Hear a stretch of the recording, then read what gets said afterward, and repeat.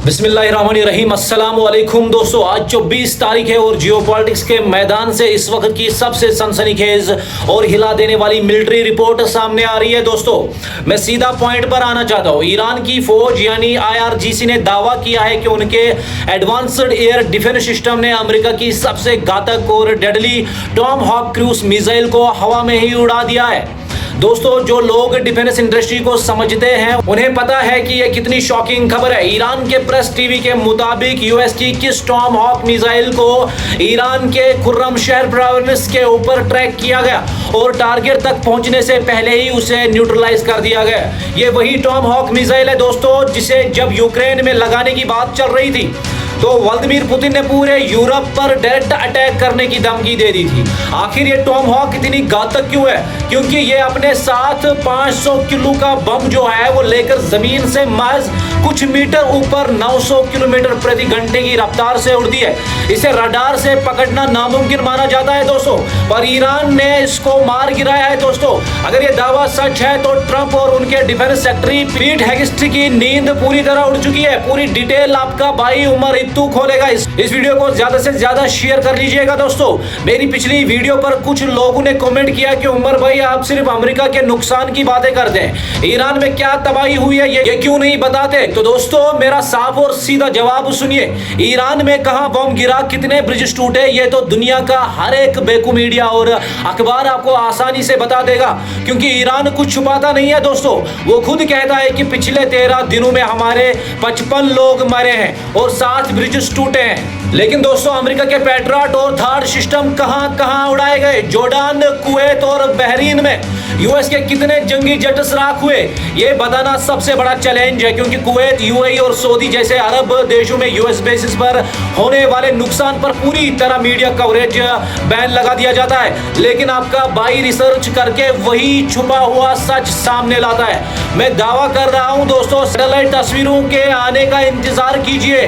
Jordan में जहां US का पेट्रियट लगा था उसके ठीक ऊपर ईरान की खुर्रम शहर 4 मिसाइल गिरी है। सिर्फ इतना ही नहीं, कुवैत में एक ऐसी मिलिट्री साइट पर स्ट्राइक हुई है जिसे ऑपरेट तो कुवैत कर रहा था, पर वहां सारे जंगी एसिड्स और सैनिक अमेरिका के थे। दोस्तों अब घबरा कर डोनाल्ड ट्रंप एक बहुत बड़ा और खुफिया गेम प्लान तैयार कर रहे हैं। उन्हें समझ आ गया है कि यह जंग अमेरिका के लिए बहुत महंगी पड़ रही है और वो इसे लंबा नहीं खींच सकते। इसीलिए दिल्ली और वाशिंगटन के पर्दे पीछे ट्रंप का प्लान नंबर 1 एक्टिव हो चुका है, जिसे हम ट्रंप एग्जिट प्लान कह सकते हैं। प्लान यह है दोस्तों कि ब्रिटेन के डीजीओ गारिका और रॉयल एयरफोर्स के बेसिस से B1 और B2 हैवी बम्बर्स को उड़ाकर ईरान के आखिरी बचे हुए एटॉमिक सेंटर यानी पिकैक्स माउंटेन पर GBU-72 बंकर बस्टर बम से एक भयानक अटैक किया जाए और उसके बाद ट्रंप मीडिया के सामने आकर ऐलान कर दें कि हमने ईरान का आखिरी न्यूक्लियर बेस भी नेस्त नाबूद कर दिया,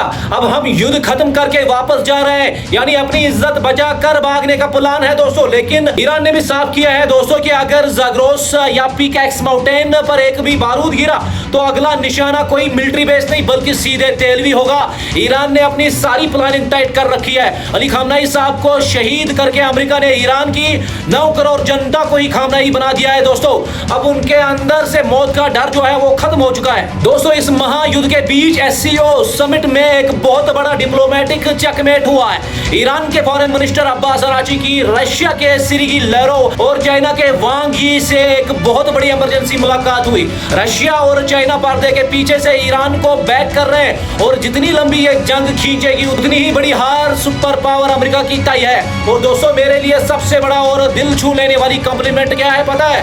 जब इंटरनेट खुलता है तो मेरे पास सीधे तेहरान और ईरान से छात्रों के कमेंट्स आते हैं। एक भाई ने लिखा है कि उमर भाई हम तेहरान में बैठकर आपकी वीडियो देखते हैं और फिर जो लोग फारसी जानते हैं उन्हें आपका ताजिया का मतलब समझते हैं। दोस्तों इससे बड़ी बात मेरे लिए कुछ नहीं हो सकती। दोस्तों हार्मूज पर ईरान का कब्जा है, रेड सी ब्लॉक है और अब टॉम हॉक जैसे हैवी मिसाइल्स भी हवा में ढेर हो रहे हैं। अगर कल को फलस्तीन में मादरू और बच्चों का नरसंहार यानी जेनोसाइड होता है तो आपका भाई उमर इतू सिर्फ खबर नहीं देगा बल्कि उस जुल्म के खिलाफ कड़क और आवाज उठाएगा। अगर आपको लगता है कि आपका भाई इतने देर पूरी न्यूट्रल हॉनेस्टी के साथ आप तक मिडिल ईस्ट की ये सच्चाई पहुंचाता है, तो इस वीडियो को इतना शेयर कीजिए कि हर एक इंसान तक ये वीडियो पहुंचे, और अपनी राय जो है वो कमेंट बॉक्स में जरूर दीजिएगा। मिलते हैं नेक्स्ट अपडेट के साथ, तब तक के लिए मेरी तरफ से आप सब लोगों को अस्सलाम वालेकुम।